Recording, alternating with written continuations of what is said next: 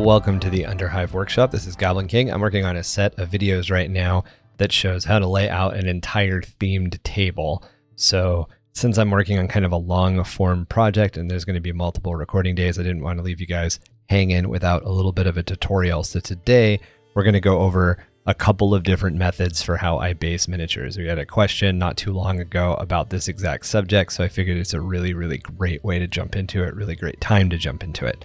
So we have 5 different versions here. We're going to do 5 different setups. First, we're going to take a look at this Guardsman here, and we're going to go ahead and do a very classic basing job. This is one of those free paint your mini guys that you can get at your local game store your local Warhammer store every month. Another one of those free minis that you can get is this Jade Warrior. I'm going to go ahead and do my miniature is already glued to my base. How do I just put a little bit of texture on it? I'm going to show you what I do when I do a little bit more of advanced texturing with this Skaven converted AdMech guy that I've got here. I'm going to show you another really basic setup that I use for my undead. I'm going to show you a little bit more of an advanced and textured one that I do with this 3D printed Triceratops that replaces a bull grin for Imperial Guard. And then I have these kit bashed Beasts of Chaos / Marines for my Chaos kill team that I'll be doing a little bit more of an advanced setup for their basing. So be a couple different methods, just sort of laying out some of my favorite materials and some of the favorite things that I do. As far as tools that I will be using today, I'll be using a carpenter's square. One of the tools I'm always going to use, honestly. I'm going to use a hobby knife, a utility knife. Then I'm going to use a couple of different glues. PVA and super glue will probably do most of what I want, but you know, if I need to jump into anything else. I also have some moot green because we're going to paint one base today. Also paintbrush and a paint. As far as materials go for today, we're going to be using cork. And cork is pretty easy to get at most different hobby stores. You can also order it online. Usually I take a look at Michael's or Hobby Lobby or any of those other sort of craft stores. I think even Joann's Fabric carries it. This stuff is about 3 to 4 millimeter thick. It's really easy to use and work with, and it gives a very nice kind of rocky or asphalt-like texture, and I'll be using it in 2 different applications today. I'll be using some crushed coral. This is something that you can order in a 5 to 10 pound bag on Amazon, or you can pick it up at a hobby store. I'm sorry, at an aquarium store or a pet store like Petco or PetSmart. It gives you a couple of different variations in grain. There's this bigger stuff, and then there's kind of more of a pulverized powdered sand. I'll be using some scrap granny grating, that kind of technical looking stuff that I've talked about a couple of different times. I'll be using traditional ground cover flock. This is not static grass, it's just green flocking. Last of all, I'll be using some scrap plastic card. So just any little tiny pieces of scrap plastic card that might work out for what I'm doing. All right, so I'm changing out the first model I'm doing. Instead of doing that Guardsman, because he's not painted all the way, I'm going to use this little Inquisitor, Necromunda Inquisitor model that I've got that I never painted the base for.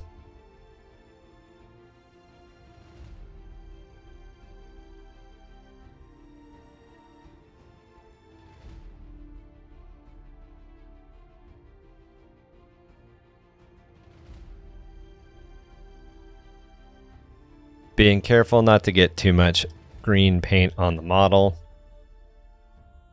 While that first coat is settling, we're going to go ahead and move on to the next one, which is this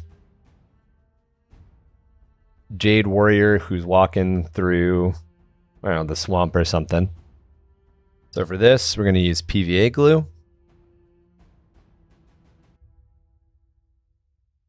Just dab on a little bit of PVA glue in a couple of different places. I'm going to take another paintbrush, one that's not exactly the healthiest. This is one that I use specifically to apply glue. Always keep old paintbrushes if you can. They're very, very handy for stuff like this. And I'm just going to get glue on the base. Again, I'm going to kind of be careful about trying not to get it onto the figure's boots. But I'm going to go for pretty good coverage. And then that's all done. I'm going to go ahead and grab a Q-tip and just clean up any of the glue that's in places that I'm not happy with. So I got a little bit of glue on the figure's boot. So I'll get that off. A little bit more glue than I wanted on the rim. And I'm just giving kind of a little bit of time for the glue to settle. I don't want it to dry, I just want it to settle. And this is probably one of the easier basing methods that I'm going to take the miniature and I'm just going to dip it right into my crushed coral. I'm going to shake off that excess and I'm going to kind of look at it, rub off a little that's on the base that I didn't necessarily like, make sure that everything is kind of where I want it. I've got a couple of bigger, heavier rocks around, but very, very simple method, very easy to do.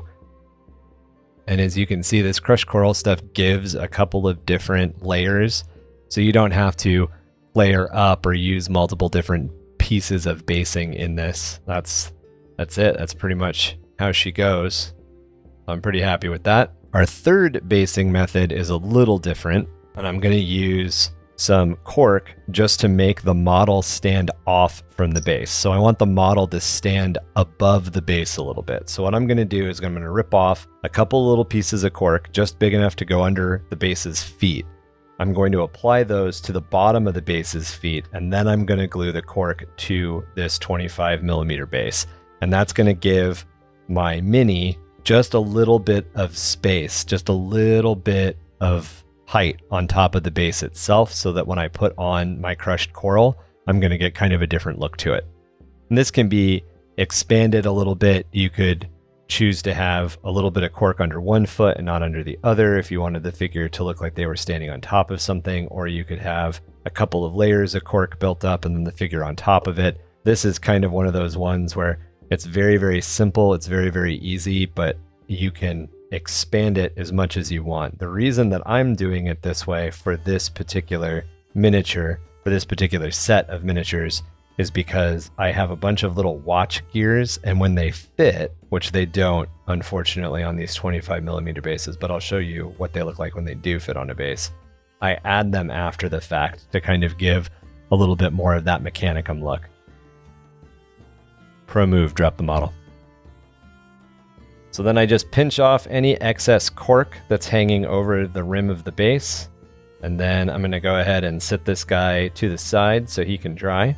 But to give you an idea, these models were already done with the same technique. I offset the model with little pieces of cork. I added a couple of big cork rocks.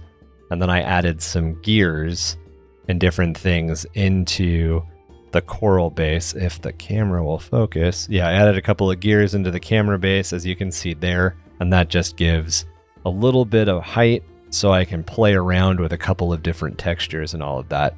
Now, because these are 25mm bases, it can be a little bit more difficult to really do a bunch of that with it.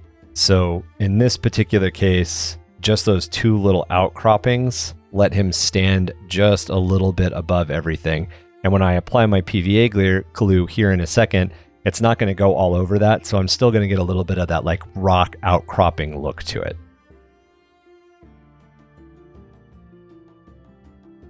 Another great thing about this method, if you decide to do all of yours like this because you just want to be a little bit more precise and you don't want to risk getting that material or that glue up on their boots, you make sure that you've got a little bit of a stand and nothing happens in that way.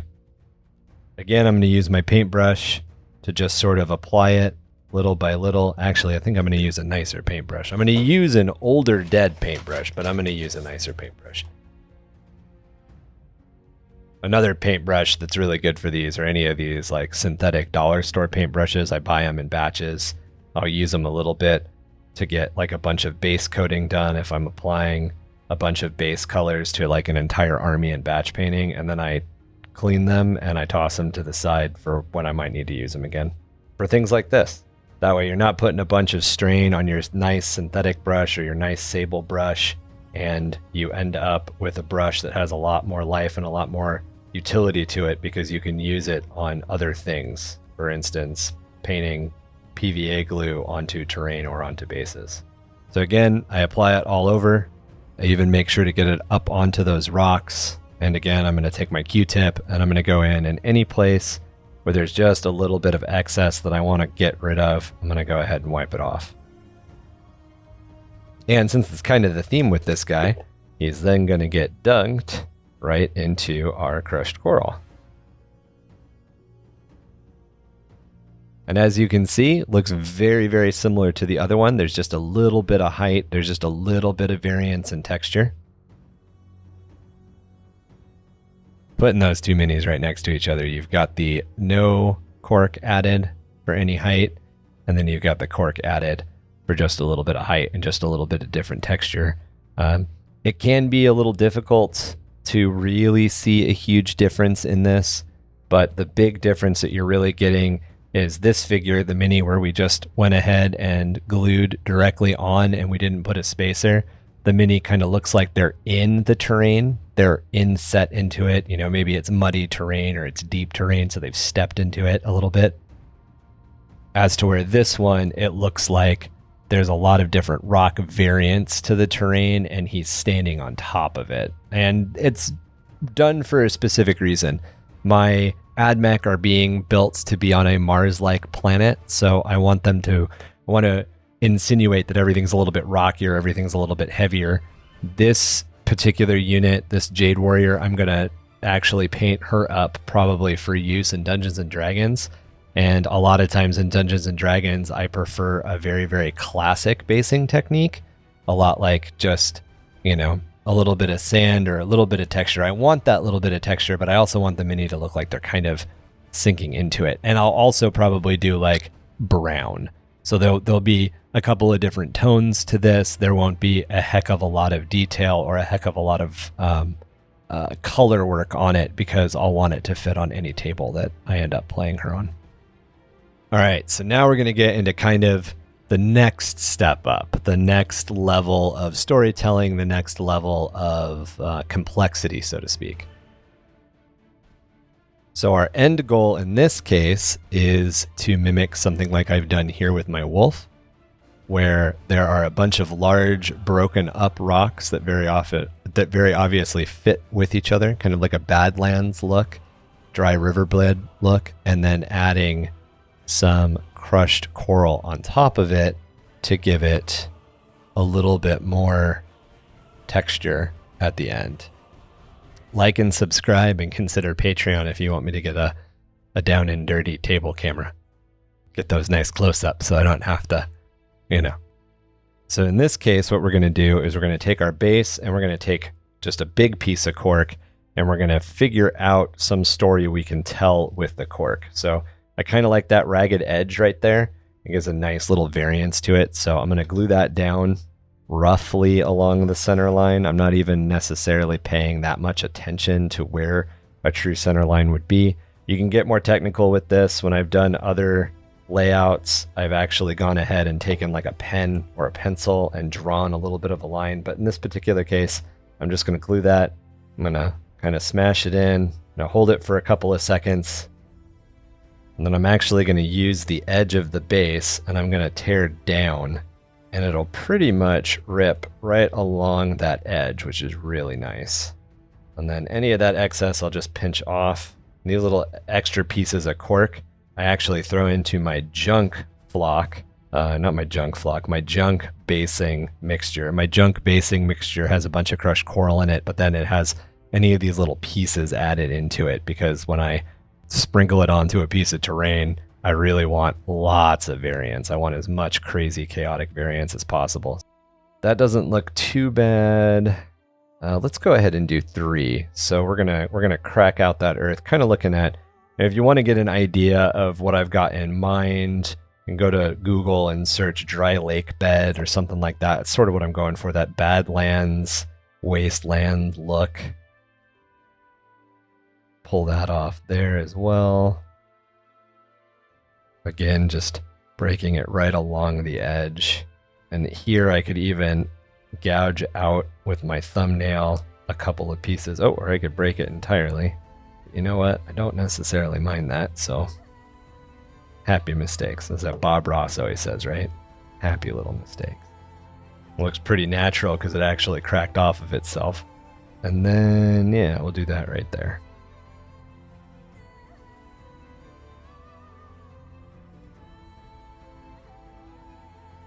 Like I said, I've got this basing box that has just got junk in it.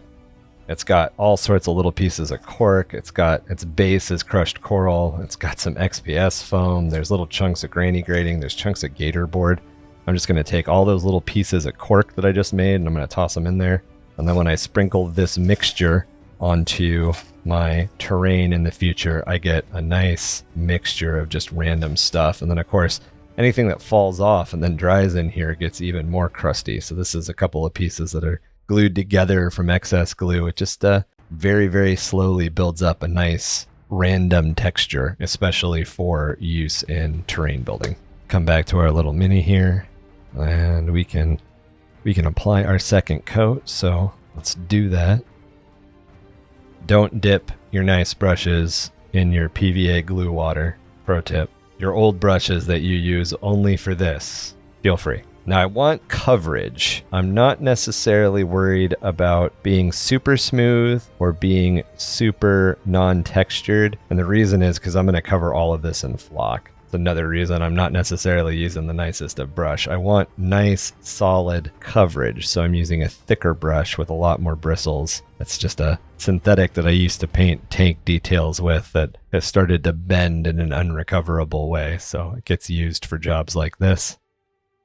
It's one of my terrain painting brushes. I am going to wipe it off, rinse it quickly and wipe it off quickly because I don't want PVA glue to necessarily build up in it. This is just another one of those weird pro tips. I have a little bit of PVA, not PVA, a little bit of IPA, a little bit of isopropyl alcohol soaked into this corner. When I get that first wipe down after I've rinsed it, I just rinse it again. I don't want the IPA staying in it either, and just drag it over here a little bit, make sure that there's not a bunch of moisture on it. All right, so for this guy, we're then going to put a little bit of super glue to this guy's feet and just place them on the cork. You do want to use super glue for things like this because you're gluing multiple things together. Contact cement can work, but anything that's kind of contact cement or plastic cement only can be fussy with you, not fussy with you, fussy with you when you're doing this sort of stuff. And we'll set him aside and let him dry a little bit. And there's layers. You can definitely get a lot crazier with this. I'll show you another unit from this same Age of Sigmar army that I'm building that I did a lot more to the base of. So this is my Mother of Monsters, who is the warlord for that AOS. And obviously her kit comes with all of the kind of broken chapel look in there, but I took XPS foam and I carved an entire like granite slab that I have her resting on. You can always get more complicated. Another tip when gluing with cork, just check a couple of times because cork is very porous. It'll absorb a lot of the super glue and sometimes you won't get that great of adhesion. All right, so the next cork trick, while we're waiting on that to fully dry, we're going to go to a slightly bigger piece and we're going to cut some tiles out of it. I'm going to make 1 inch by 1 inch tiles, so I'm just going to use the 1 inch side of this guy.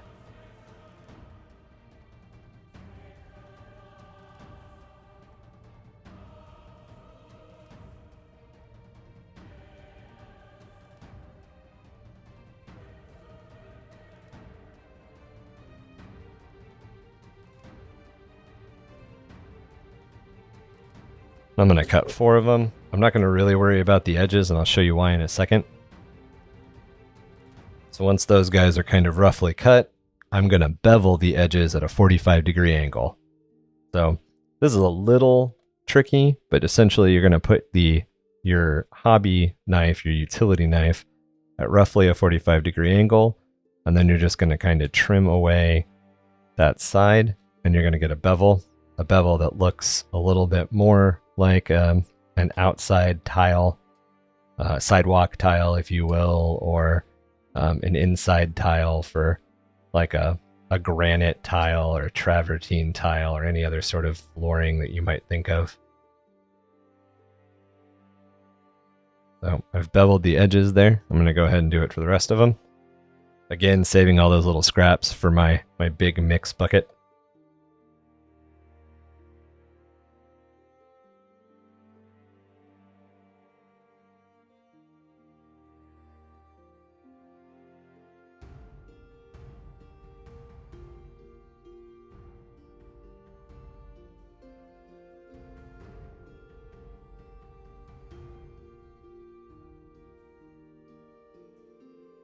Here's where a little bit of the storytelling comes in. So I'm going to do this for this Triceratops Bullgrin I've got.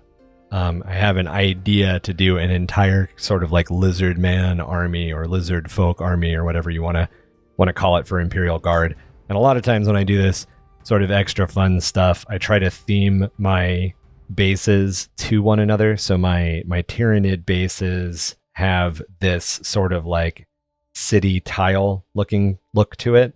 So I wanted to continue that with this guy. So what I'm going to do is I'm going to start off by applying on one corner, just like I would lay an actual piece of tile, or just like you might lay an actual piece of tile. You can do this with plastic art. You can do this with other material if you want it to be smooth rather than being porous. I actually want it to be porous to match, but I'm going to lay it on one. I'm going to butt up my next tile. And then coming back to that happy accident idea, that tile that has that corner that's kind of broken, I'm actually going to go ahead and completely rip that out. I'm going to put it in and I'm going to skew it a little bit, make it look like that something impacted and shoved it to the side, broke it, and then moved it. Again, I look at lots of pictures of ruined archaeology, abandoned archaeology, what's it called? Urban exploring, I think that's what it's called. I don't know where I was going originally there. But I look at a lot of pictures of stuff like that, you know, pictures of Piprat in the Ukraine or other regions that have just been abandoned for a while to kind of get an idea for what stuff looks like when people no longer live there. And there's all sorts of different resources for stuff like this. Another great one is the Instagram page Abandoned Midwest, and they go into all these abandoned places along the middle of the country. Now I'm overlapping this tile. So the idea is that one of these tiles is kind of forced out of whack and then chipped away at and force the other one up. And then I'm going to take these little pieces, and I've made this little pool in here already of super glue. I'm going to add a little bit more to it, and I'm just going to take some of these pieces of those corners that I broke up, and I'm going to put them inside. And the reason is because a lot of times those little pieces, they don't escape. They're actually trapped when the tile breaks. They're kind of pulverized and they're still around. I'm going to rip off the edges, just like I have in the past. In this case, I'm being a little bit more precise. Then I'm going to go in and I'm actually going to cut off just a little bit, kind of get a nice, smoother transition, so to speak.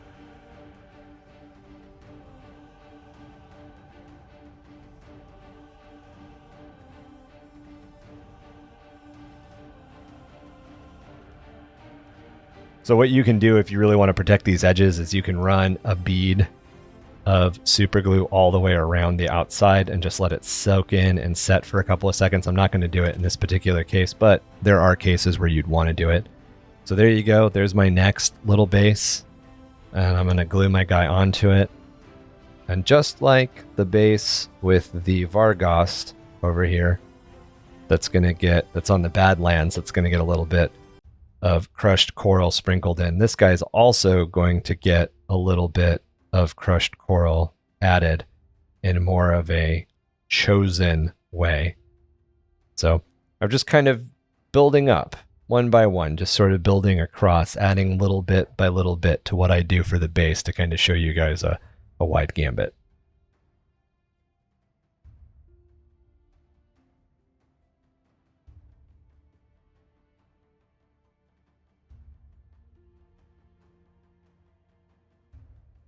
This little container of basing is kind of like my sourdough starter for doing terrain detail. There's probably crushed coral and sand in here from like 10 years ago. Every time it gets low, I add to the top of it. And as you can see, little by little, I add all the little detail pieces, so it just kind of keeps escalating. All right, so coming back to our Vampire Lord guy here, gonna rip just a couple of extra little chunks off the edge, because the point is that these are broken pieces of dirt, not an actual like piece of tile or something. So I want it a little bit more ragged.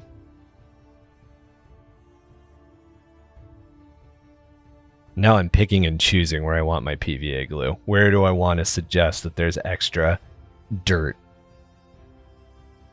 I'm not going to spread it all over. I'm really going to be kind of choosy with what I want to do with it.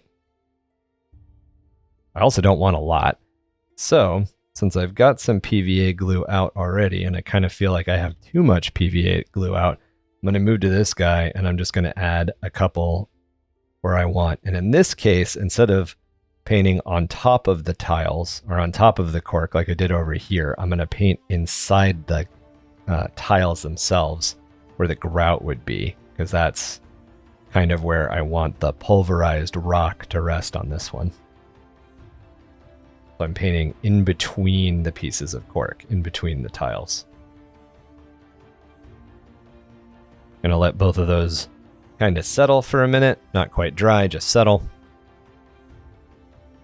Now, as I mentioned, one of the great things about this is you get a lot of variance in the detail, the thicker stuff that kind of settles on top, and then the thinner stuff, or the more pulverized stuff, which has a tendency to go towards the bottom. Usually in basing, you want a variance, a good variance of both of them. But in this particular case, I want a little bit more of that pulverized stuff. So I'm going to agitate it a little bit until I get a little bit more of that almost sandblasting pulverized stuff up towards the surface. I've got a good amount of it now. And then I'm going to dip this guy.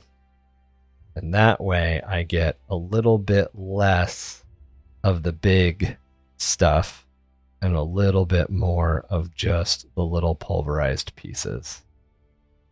So as you can see, there's kind of that cloudy area, if you will, mixed in there. And that's actually that more pulverized stuff. So I've got all my big flakes, and then I've got a lot of little pulverized pieces, little sand, almost micro sand, sort of, kind of peeking out. Basing technique 3. And I've got 3 distinctly different looks, and I haven't actually moved away from using basically just 2 materials. All right, now we're going to get a little crazy. We're going to move over to normal sand. So I want slightly more granule for this. I just want it in those little chunks. Yeah, and that's pretty much exactly what I wanted. Apparently got a little bit of sand between his toes. Pretty easy to clean up though. So in that case, I just did sand. So it's just a different grit, different size. Didn't really worry about getting it in the middle. Just worried about getting it on the edges. Would make sense for it to be a little bit more in the middle though, so I'm probably going to add that as a part of telling that story. Like I mentioned, these tiles have been pulverized, so it doesn't make a lot of sense that there wouldn't be a bunch of debris in between those big cracks in the middle.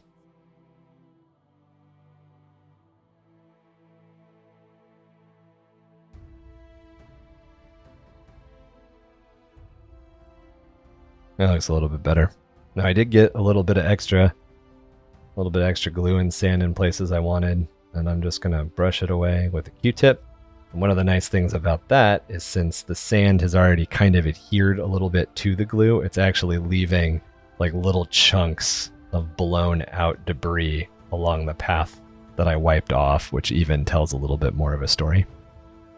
Make it look a little bit more like grout. I'm just gonna wipe even a little bit more of it out. So still pretty organic because of the materials that are being used, but there looks to be some direction to it. You know, the tiles were cut to be inch by inch, so they've got a machined look to them. And then even the gravel or the sand that I put down that's like gravel, at least at scale, is going to look a little bit more like it was placed or planned as well. There we go. There's our 4th one done. And we're pretty dry over here, so we're going to come back and go ahead and do the flocking one. Man, I must have painted this guy like 20 years ago, 30 years ago. Kind of amazing that he was sitting somewhere in my collection without any basing detail done at all. He was there was even some dried super glue that ghosting super glue look you get every once in a while on the base, because apparently I didn't pay that much attention. I probably have never used this guy in a game, in a 40k game, but I've definitely pulled him out to use in different role-playing games, either as an adversary or as a hero. That's kind of wild that he managed to go so long without getting a base, but we're taking care of him today. We're getting him back on track.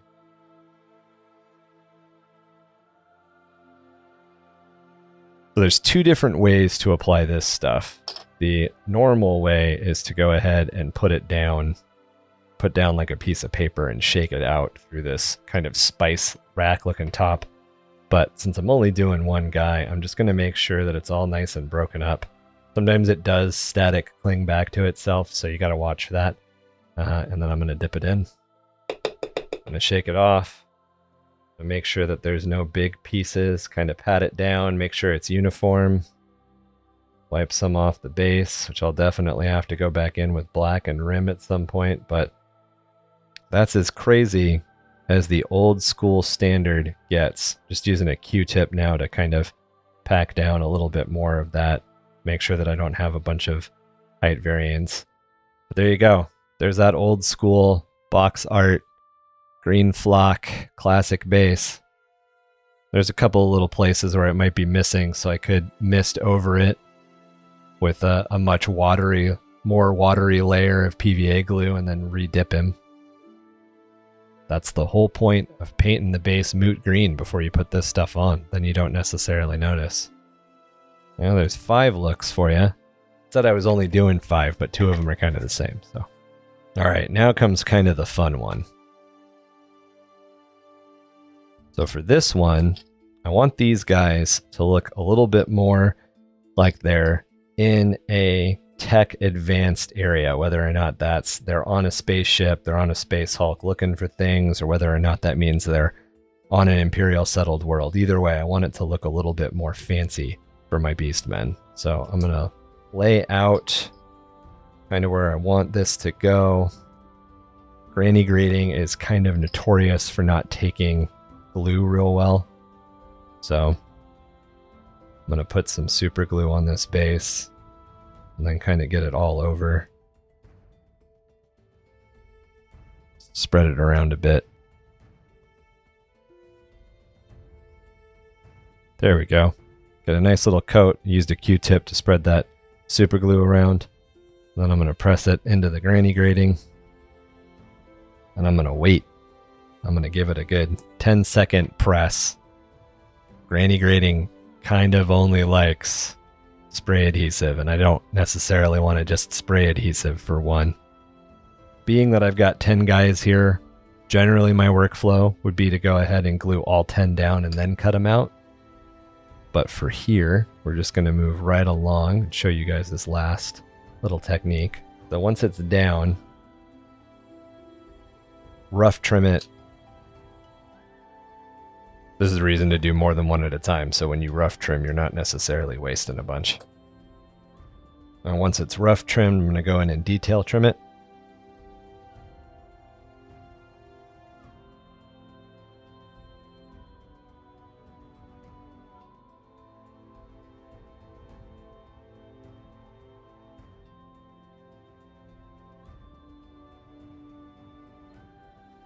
To do the detail trimming, I'm just running the blade right along the edge of the base itself, even kind of cutting at that same angle, so it cuts into the material at an angle. Then once that's done, take a sanding stick and just make sure that any outlying pieces are kind of knocked down.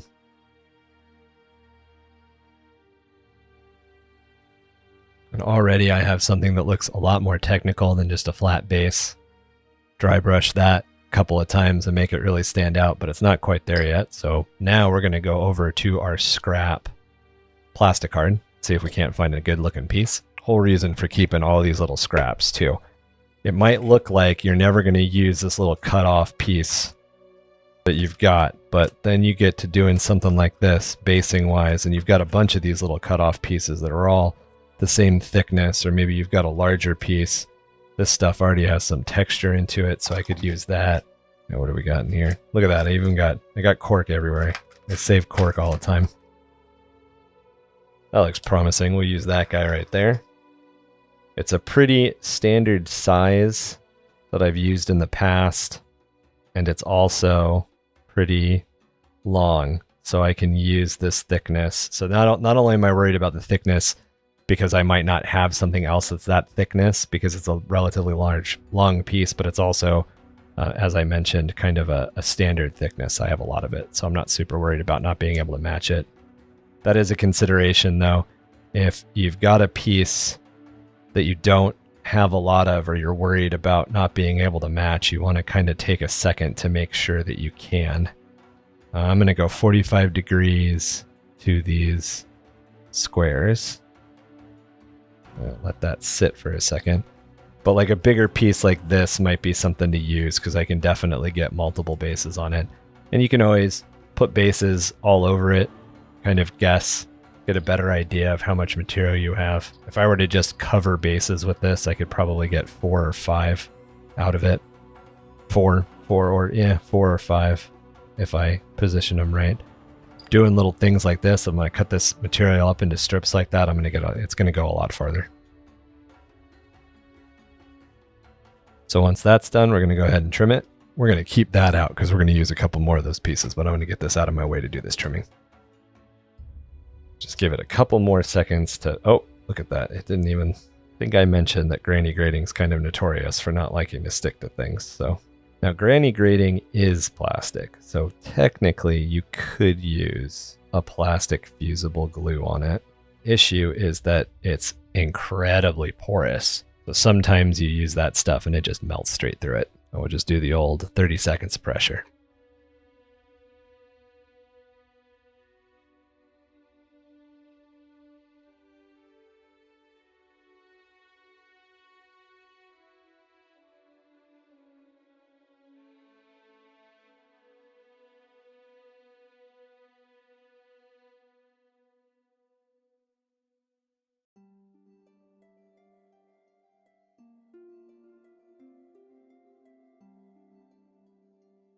So as I mentioned, Granny Grating can be a pain.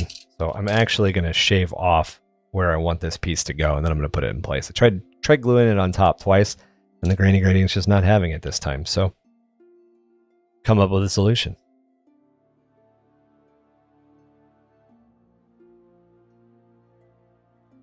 If you've watched any of the terrain tutorials I've done so far that I've used Granny Grating, I use a spray adhesive when I apply it because then it's not as particular. But that'll work nicely. Try to position this about where I want it. You're definitely going to get glue all over your fingers. Hobby casualty number 1. All right, then I'm going to rough trim it with some clippers. The larger piece definitely can be used in something else. The smaller piece can go with my junk flocking, along with these little pieces of Granny Grating that I'm not going to use anymore. You can either rip them up or cut them up into smaller chunks.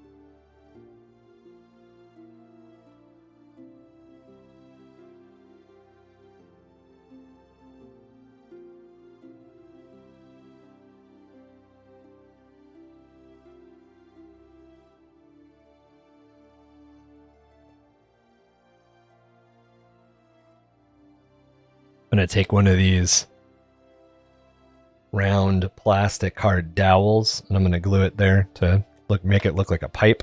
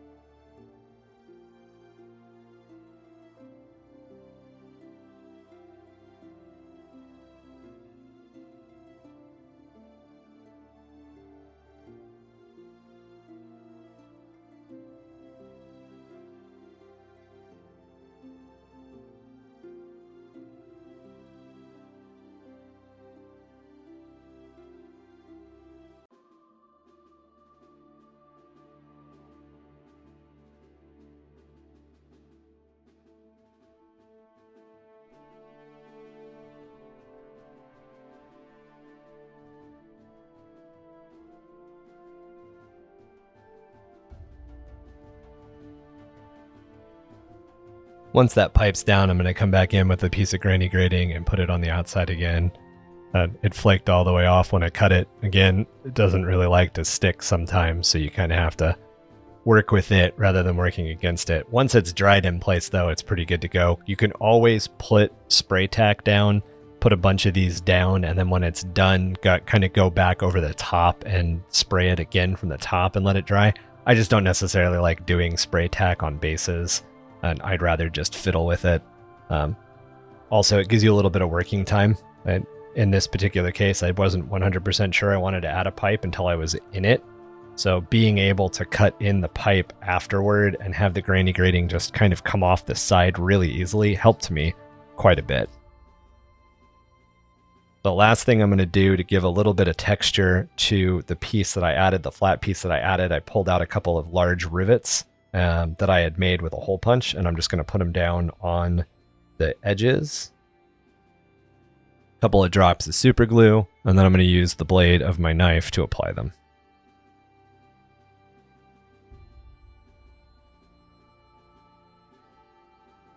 Then I'm going to come in with a Q-tip and just clean up any of that excess. I got a nice little kind of technical looking base. I'm going to do any last minute cleanup or sanding. Since I sanded on the base, I'm going to come in with a heavy grit, or not a heavy grit, a very, very fine grit sandpaper, like a 1500. It's a little damp, the wet sand, and I'm just going to kind of clean up the base so the base is smooth or roughed all the way over, but it's not as rough, it's more smooth than the sandpaper that I gave all the texture. And that way, when I do rim it, when I do paint it later, it should take the paint and shouldn't show any of that damage or any of those sandpaper scratches. Kind of a little extra step. You can do the same thing by doing 2 thin coats and then coming in with a very, very thin final coat.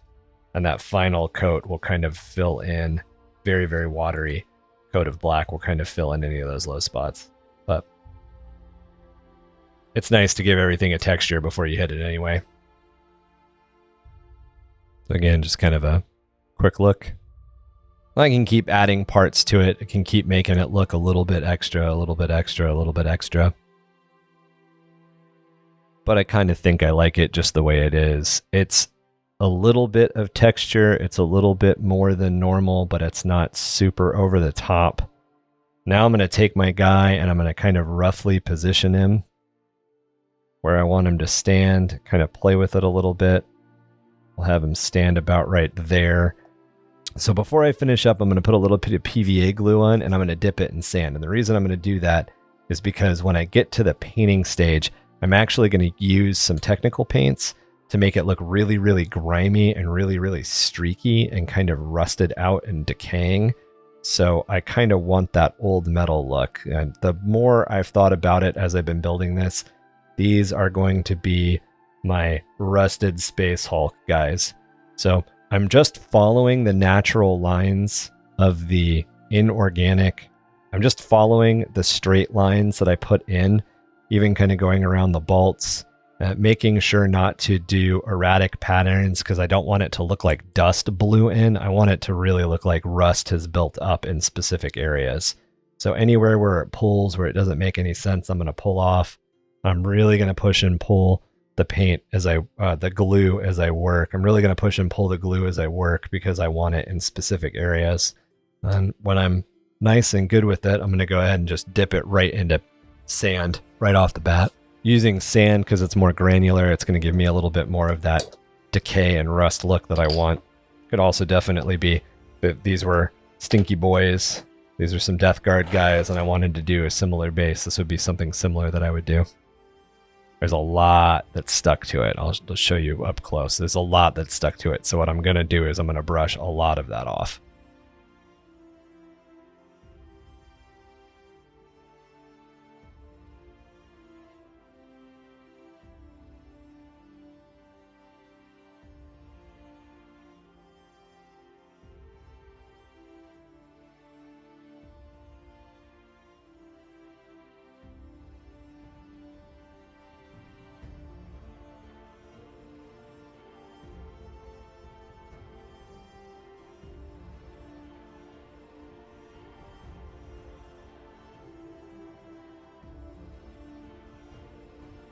So I've cleaned most of it off. I've just left it kind of in the recesses and along the edges that I want there to be some grains, because as I dry brush, it's going to pick up, and I'm going to be able to use Ryza Rust and a couple of other things with my dry brushing stages to make it look like it's nice and rusted. Then just like with the other guys, I'm going to pick who I'm going to put down here. Go with our plasma guy.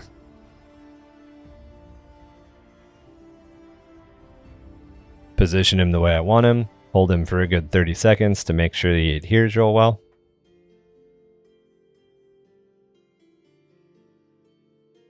And there we are. So now I just have to make 9 more. Well, I hope you guys found that helpful and useful. Just really quick basing techniques.